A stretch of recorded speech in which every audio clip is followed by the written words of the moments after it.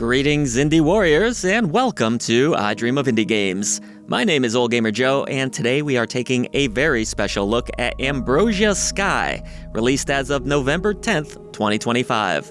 Ambrosia Sky is available on Steam PC and the Epic Game Store.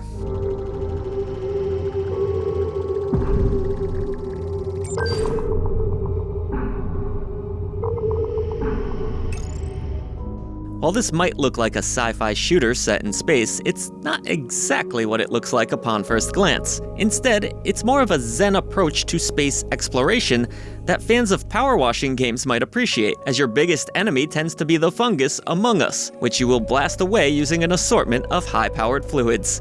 But it's not just about the cleanup either, as the game places a large emphasis on exploration and light puzzle solving, with a bit of dark lore thrown in, of course. Before we get into all of the nitty-gritty, we'd like to thank Soft Rains Games for sponsoring this video. Obviously, this sponsorship will have no impact on our thoughts after 4 hours or so of gameplay, but we are presenting you with this information just for full transparency. Now, spoiler alert, I had a literal blast playing this game, and if you like the idea of a chill cleanup style experience that won't leave you feeling overly stressed out, I feel your experience may be a similar one to mine.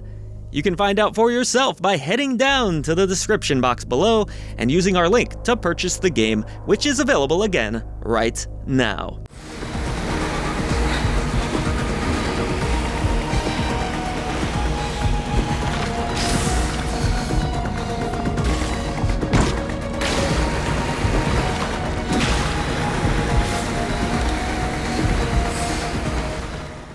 Now, we should mention that this is technically Act 1 of a planned 3. That said, it is a full-fledged game of its own, with up to 10 hours of content for gamers to enjoy. Additional acts should be released, hopefully in the not-too-distant future. You'll get the entire first arc of our lead character Dahlia's story, a good variety of different missions and locations to check out, and more. As I mentioned at the top of the video, Ambrosia Sky is a first-person adventure game with power washing and exploration, where you are tasked with cleaning up alien fungus across Saturn's rings, now ruled by aliens. It would appear that everyone has succumbed to the spores, as dead bodies litter what once appeared to be a vibrant, state-of-the-art space colony like no other. As our scientist Dahlia, you'll receive various missions exploring different areas of space, collecting data, fruit, and various other specimens in an effort to better understand what has occurred. The fungi that you'll encounter are not only disgusting, but come in various forms which can behave differently from one another and need to be treated as such. Some will spit hazardous materials towards you, others will fill the air with toxins, just like my black Labrador after dinner time. Harvesting fruit will also allow Dahlia to craft more powerful chemicals and upgrades to further fuel her mission. These range from electrically conductive foam, which can connect live energy sources that deteriorate over time, to flames that can burn a path forward.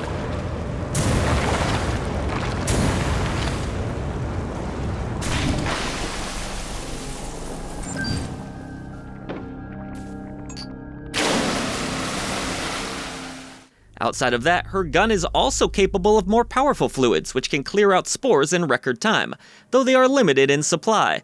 Since gaining strength relies on collecting fruits, you don't want to haplessly blast everything in sight, as fruits can be damaged.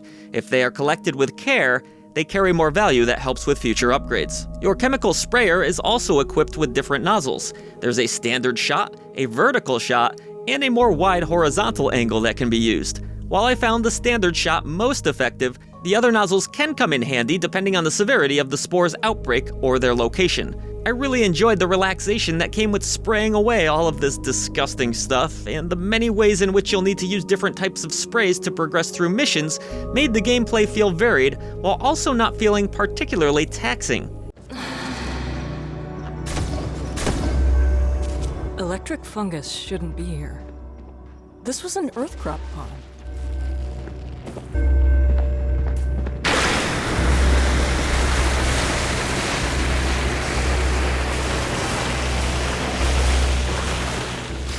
Ambrosia Sky isn't just about blasting and killing fungus, however, as it also has a heart which is on display in the game's straightforward story.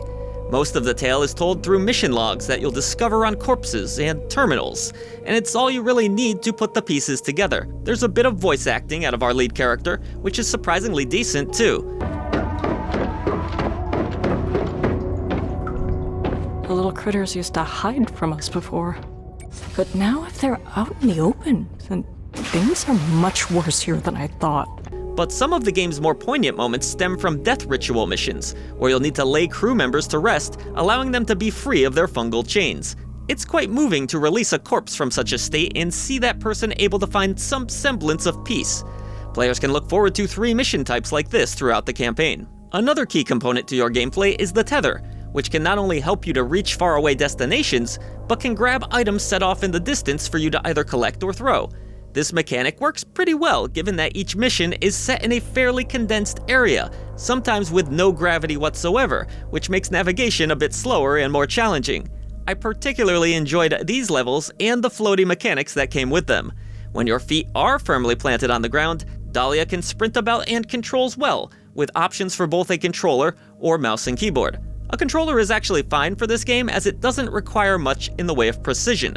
Menu designs are also easy enough to navigate, whether you're upgrading your character or selecting the next mission. When factoring all of its different mechanics, Ambrosia Sky is quite approachable for players of all skill levels, though not void of challenge entirely. There are a few enemies that can deal damage, as can the environment, which often shocks you with electrical currents or chokes you out. You'll need to be mindful of your health bar and surroundings at all times. Those save stations not only save some of your progress, but heal you completely.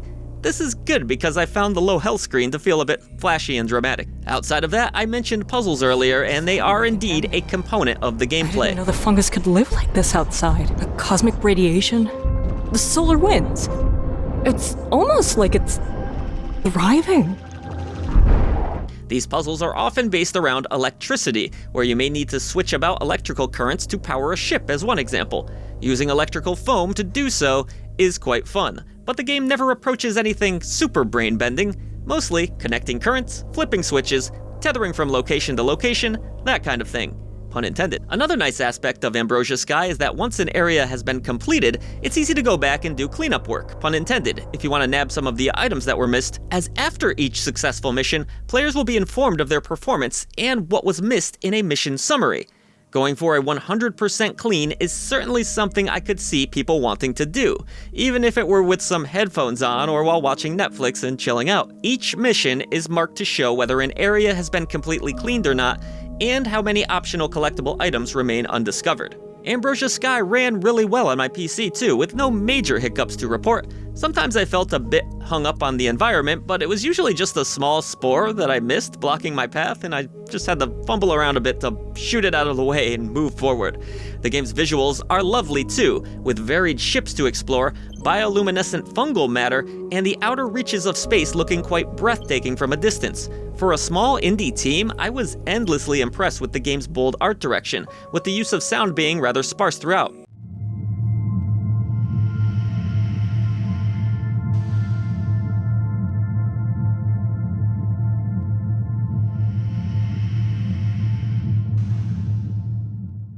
There's no grandiose soundtrack at the forefront, with a more ambient soundscape that fits the calming vibe of the game quite well. It's interesting that a game about death can look and sound rather relaxing. All told, I'll be honest, Ambrosia Sky didn't look like my kind of game. I've never tried any of the Powerwashing type games that are available, and honestly, thought they looked more like chores than fun. But I get it now after playing this one. It was satisfying to unveil a world that once was, from underneath all the filth. Dare I say, I got a bit addicted and anal about cleaning up every last inch of a level. I suspect the same could easily happen to you, but if you've enjoyed cleanup games in the past and are up for some light puzzles and exploration with a bit of crafting, Ambrosia Sky is a great choice. Its unique blend of ideas come together to make a truly zen experience, and I very much look forward to future acts. Its world is interesting to explore, but you don't have to take my word for it, as the game is available to play right now. So by all means, use the link in our description box below, or check out the pinned comment to grab your copy today and get to cleaning. Once again, a very special thank you to Soft Rains Games for sponsoring this video. Voice to the voiceless, everybody. We will see you right here again at I Dream of Indie Games for all of the latest in indie gaming content.